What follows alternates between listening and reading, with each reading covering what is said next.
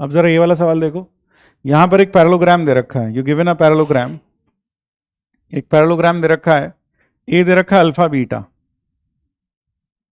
B दे रखा है 1 0, B दे रखा है 1 0, और सी दे रखा है गामा डेल्टा, गामा डेल्टा, और डी क्या है 1 2, डी है 1 2।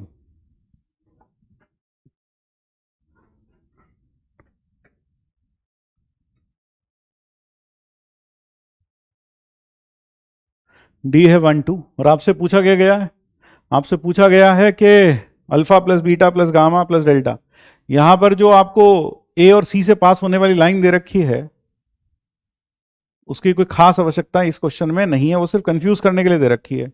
आपको पता है कि डायगोनल्स का मिड पॉइंट कंसाइड करता है, both have the same mid point, तो मैं कह सकता हूं कि alpha plus gamma by 2 is equal to 1 plus 1 by 2, और beta plus delta by 2 is equal to 2 plus 0 by 2। तो यहां से alpha plus gamma is equal to 2 and beta plus delta is equal to 2। तो alpha plus beta plus gamma plus delta की value कितनी आ गई, 4 आ गई, खत्म। This comes out to be 4।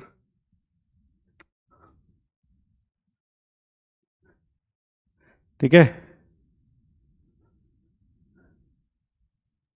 ठीक। और अगर ए बी का लेंथ भी दिया होता तो वो भी हमारे लिए कोई मायने नहीं रखता। अगर मान लो क्वेश्चन में कई बच्चे कह रहे हैं सर ए बी का लेंथ दे रखा था, तो ए बी का लेंथ भी हमारे लिए कोई मायने नहीं रखता। ठीक है, ए बी का लेंथ भी हमारे लिए कोई मायने नहीं रखता, ए बी का लेंथ भी हमारे लिए कोई मायने नहीं रखता। अब हो सकता है वहां कुछ अलग ही आया हो, लेकिन जो डेटा हमें मिला है उसके हिसाब से तो फिर यही आ रहा है यार, है ना।